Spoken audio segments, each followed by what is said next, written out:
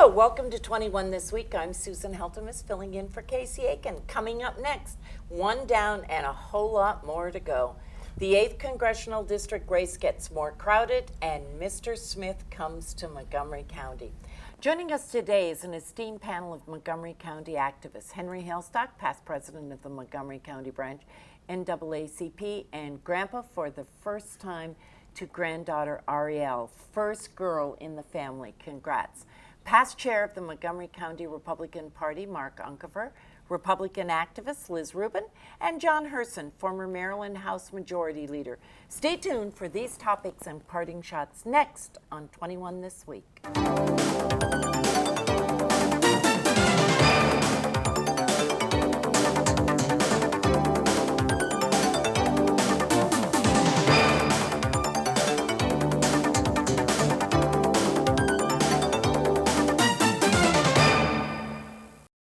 On Thursday, the Montgomery County School Board chose Jack Smith as the new superintendent. Smith, 58, currently serving as the interim state superintendent, will take over the nearly 160,000 student body on July 1st, when he will replace interim superintendent Larry Bowers. Henry, it's been a year since Superintendent Joshua Starr abruptly left the system with an ironclad agreement by all not to discuss the circumstances.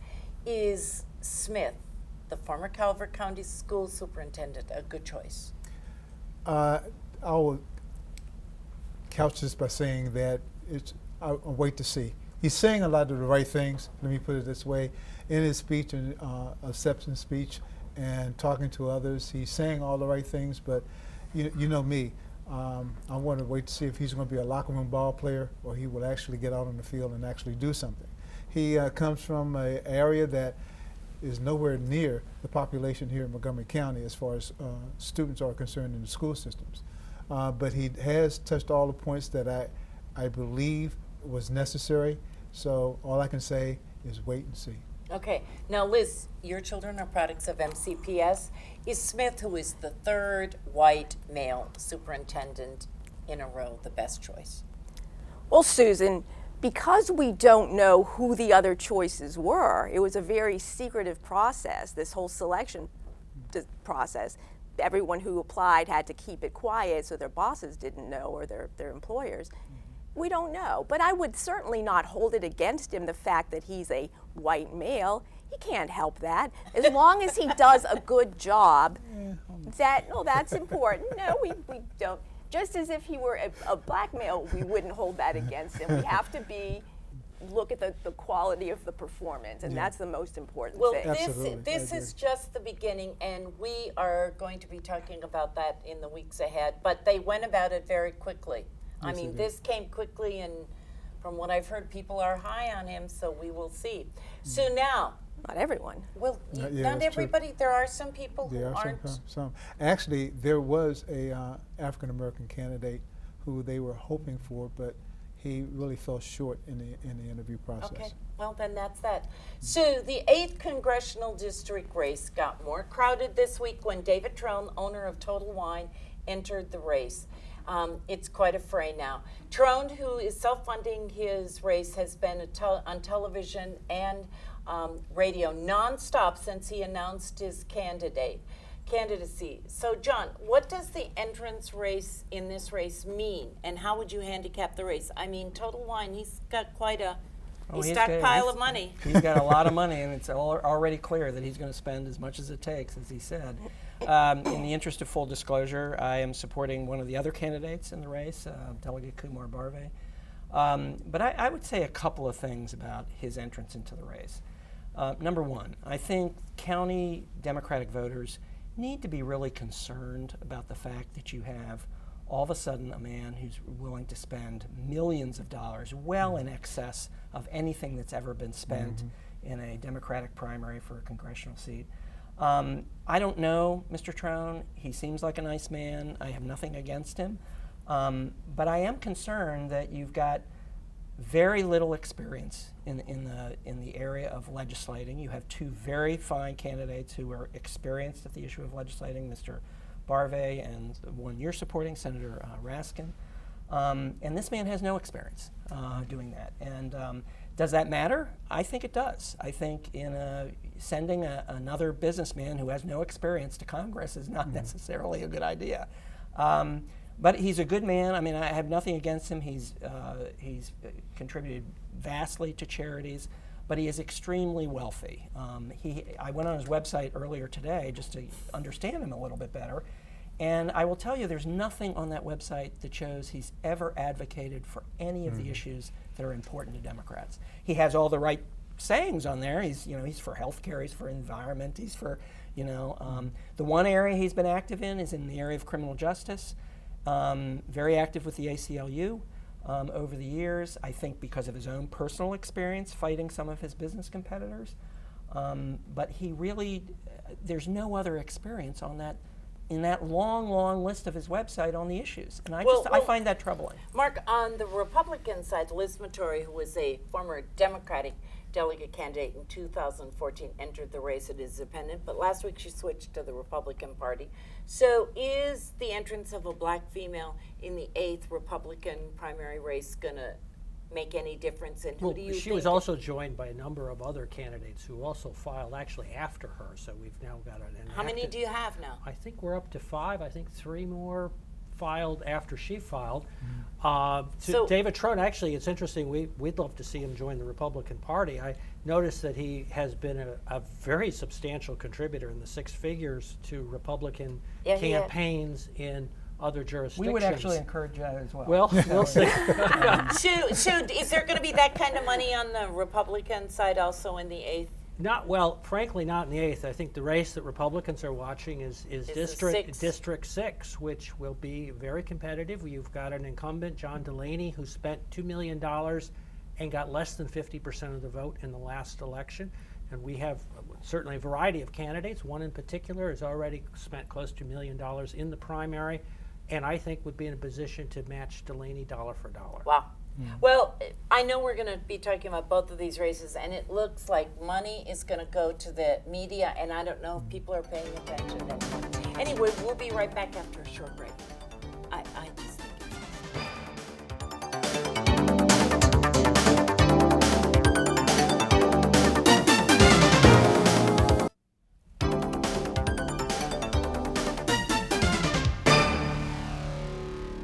The Iowa primary is over at last, thank God, and Hillary Clinton eked out a Democratic victory, and Senator Ted Cruz came in #1 on the Republican side.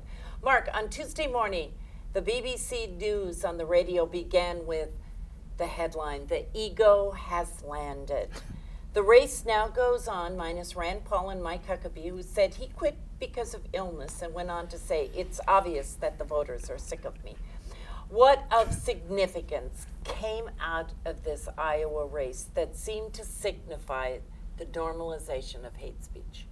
Well, I think what we've got is a race that's coming down to 3 people, Rubio, Cruz, and Trump, and I expect over time that Trump will fold. We kind of had a silly season that preceded the Iowa caucuses. We've been mentioning the ethnicity of everybody or the racial background of everybody so far. I'd point out that in the Republican caucus, African American and Hispanic candidates got 60% of the vote in Iowa. Really? That is interesting. Well, Yeah, but when it, Rubio look at the population. and Cruz together, And Look at the Carson, total and population. Carson, I get it. and Oh, Carson. okay, Yep. now I Liz, get it. Look at Jim the- Gilmore got only You're the 12 first votes, commentator who's and ever I mentioned don't mean delegates. He just got 12 votes in Iowa, and on one of the comedy shows, they stressed that there are more than 12 Jim Gilmores in the state of Iowa. But anyway, he's staying in the race, and Carly Fiorino and Gilmore will not be a part of the next Republican debate. Barbara Bush is going to be campaigning for her son, Jeb. Kasich has stated that he will suspend his campaign if he does not do well in New Hampshire. And the pundits say that along with these two, Christie will have to do well or he's going to be out of the running. And the same might be said for fellow Marylander, Dr. Ben Carson. How do you view the Republican race now as we go into the New Hampshire primary next week? Well, as far as it being a 3-man race, the one who's allegedly number 1, but who scored number 2 in Iowa, I would like to see him out of there. He's a racist, sexist bully who If he doesn't get his way, he gets mad and throws a fit, just like an adolescent. We don't like him. We don't want to hear him. So many of us, I mean, Republican women don't want him as the candidate. And you know who I'm talking about. I'm not even going to say his name. He's afraid of Megyn Kelly, for example. So I think the race in New Hampshire is going to, I think some of the other candidates who've been doing a lot of town hall meetings, Bush and Kasich and Christie, they've been really involved with the people of New Hampshire. I'm not sure who the people of New Hampshire are ultimately going to go to, but as far as there's going to be a rising candidate out of that group, we'll find out after the election because we don't know yet. Just like we didn't know that Rubio was going to be the one who rose.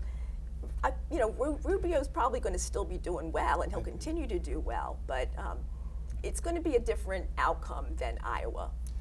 As we go down, coming further down south and everything, that's when you're going to start seeing the wheat from the shaft. And I knew that Rubio was going to do well. If he was doing well in Iowa and he's going to do well in New Hampshire, I think he was going to explode when we start coming further down. And I think that you will see the same thing hold true for Hillary, as we start going down and we leave the backyard of her opponent. It will start showing. The biggest thing I see is that Rubio comes across more sincere and more honest than Trump, and really he has, to me, a better sincerity than Cruz. Well, speaking of the ego who has landed and the person who will not be named per Liz, I learned with great interest this last week that in the state of Minnesota, for instance, which I follow closely in politics, that the Trump campaign has never contacted the GOP party there, and he hasn't been able to get a state chair. And as best they know, there is no organization in the state at all. I think is probably going to be more prevalent. Can I say? I mean, there is here in Maryland, and my understanding is that they have a full slate. But you touch on something. It does appear that Trump is not spending as much as you might think. The self-financing is not carrying him as far as he will. And it looks like, believe it or not, that he will be outspent by the other candidates. Well, he thinks he can just get by on his good looks. Bluster. Well, I'm not going to say good looks. I'm just the fact that he insults everybody, and so he gets the media attention. And I think because the media gives him so much attention, and all they hear on the news is Trump, Trump, Trump, Trump, Trump. When the people are asked who are you going to vote for, that's the only that's the only candidate they've heard of. So that's the one they answer. And that's his strategy, really. And you could see that after the Iowa campaign, but he did it too much to sound like he was a sport child. I think if he had toned that back a little bit, it would have been more effective. Now going into New Hampshire now, he is not really talking about issues so much as he's talking about people, and that's the problem. And that's going to hurt. I think people are getting tired of it. Yeah, they really are. Do. They're are. looking for somebody who can actually discuss issues. Exactly. He's never been able to do that. Right, and he can't even be happy with the results of the Iowa primary. I mean, he said, I thank you for your vote, but then the next day he's stamping his feet. This wasn't a fair election. He stole the election. Cruz stole the election. Come on. And he was trying to get somebody else guy's involved not with the same qualified, argument with Carson. He's not qualified to be president. Imagine what he would do with other nations if his hand were on the nuclear trigger. Forget it. But on the Republican side also, Cruz's shenanigans that night in Iowa, I think also probably brought a part of his character to the front as voters go into other states and they're going to really reconsider saying someone who would go out and dishonestly say Carson's out of the race, and supposedly there are some other things that are going on. It will be most interesting. And you're right, he doesn't talk about issues. But on the other side, there also is a candidate who's not talking about issues. So let's go over to the other side for a minute. Henry, on the Democratic side, Maryland's own Governor Martin O'Malley dropped out of the race on Tuesday morning as the Iowa voters just did not rock with him. Anyway, what is O'Malley's future in the Democratic Party? I really can't say because I don't know how he is going to react and gather himself to take on a position with the party itself. I really don't know, because he was slapped, and he's going to have to cool off a little bit, sit back, and then rethink everything and let things cool down. I think his smart move is waiting after the elections a little bit and then start working his way into the party, as opposed to going in there and saying, you owe me something. Well, I think that he came across as a very thoughtful person, and I think he's also maybe part of the future. He is only 52 years old, and I think that, there may be room for him. But John, Hillary Clinton and Bernie Sanders debated on Thursday night in New Hampshire, and voters quickly realized that Progressive was more than an insurance company. I do love that line. Both candidates were in great form, as Bernie focused on the esoteric with little policy talk, and Clinton focused on her ability to get things done with a more tempered, pragmatic approach. What does the ongoing diatribe about being a progressive mean for the Democratic Party come November and the general election? Well, before I answer that, Yeah. I'm not sure I have a real answer for that, but Mark does. I do. Yeah, I'm ready. I know Mark's ready, but I would say, there's a commenter on Morning Joe this morning who made the comment that I thought was really true about that debate. There was one adult at that debate, somebody who's serious about the issues. And again, full disclosure, I'm supporting Hillary Clinton. And you could tell that she was prepared with the facts, that she knew what she was talking about. All of this stuff about Wall Street and, speeches and emails and all that stuff. I mean, it's not, the voters don't care about that. They really care about how are you going to, integrate the middle class to a place where it's, it's really functioning again.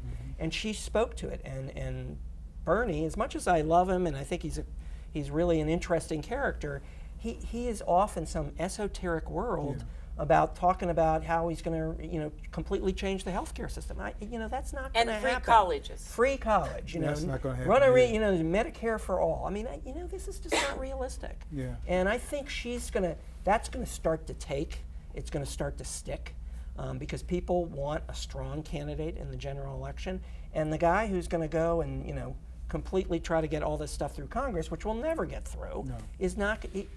I think the Democratic voters are going to realize what's going on. And Clinton brought up a good point last night that I think is true for all candidates in both parties, is that you can't pick what comes to the front door of the White House. Right. And that is something that I think the debates have been missing. It could be something in Syria today, and the next day it could be North Korea, then it could be the environment. And so, Mark, I know you're just dying to say something. I am. I was going to say, the polls show that only about 1 voter in 4 identifies as a liberal. Moderates and conservatives make up 3/4. So if the Democratic primary wants to get focused on progressive/liberal, it does so at the risk of frankly alienating the voters in the middle.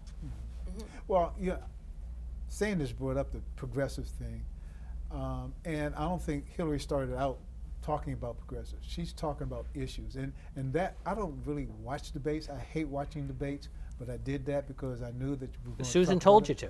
Well, yeah, that too.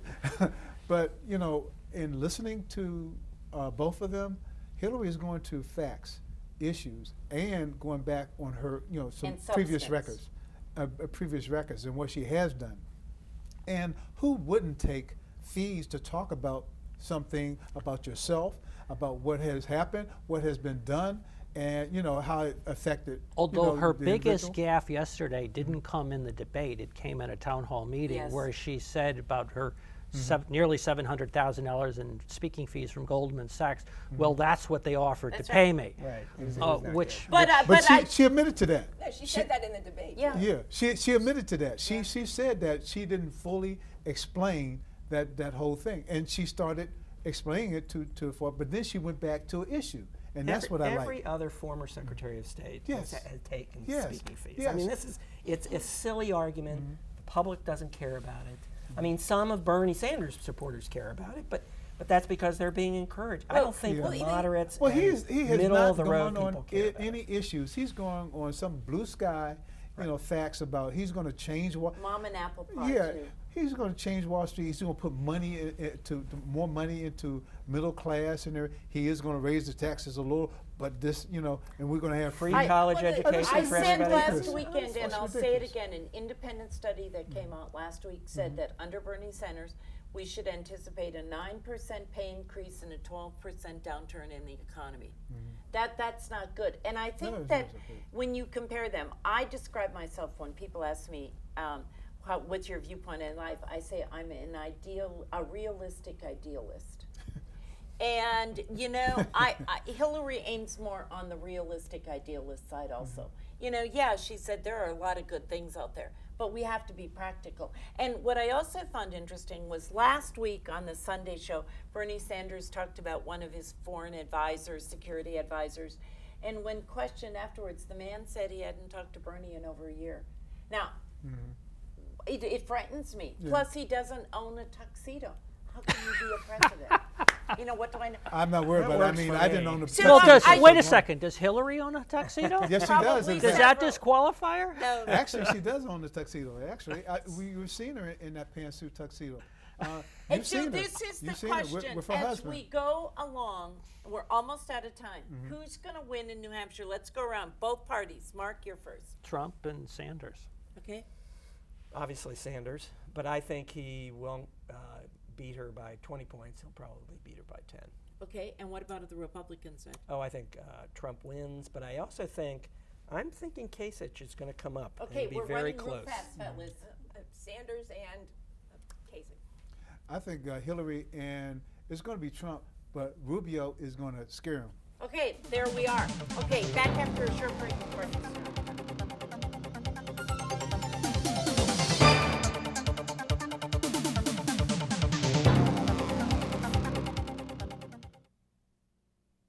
Now with parting shots, the new grandpa Henry Hailstock. Thank you. First of all, hi Ariana, how are you? But let me go to the future of Ariana. Jack Smith, I hope you practice what you actually are preaching now, because this county is looking for a progressive educational system here, and we want to cut down on the educational gap. So tell me what you're going to do about it. Mark. Actually, Henry, that was about the same shot that I was going to do, which Talk is about Montgomery County, it used to have a system that was good everywhere, and now where you are, what zip code you live in, is really determines what the outcomes are. And that gap is something that the new superintendent is going to have to address. Liz, and wearing her women's heart red, healthy red today. Well, as we all know, there's two things in life that are inevitable: death and taxes. And I'm supporting the legislation that's before the Maryland legislature now, that right to die option, where if you have 6 months to live and you want to choose to end your own life, you can be able to do it with dignity. So you don't have to die in pain in a hospital room, but you can die with your family in your own home, with your dog sitting next to you. It's the right thing to do. A lot of Montgomery County legislators, delegates and senators are supporting it, and I fully support it. I hope it does pass this year. Amen. John, your parting shot. Sure. Shout out to some of the people involved in the musical chairs down in Annapolis.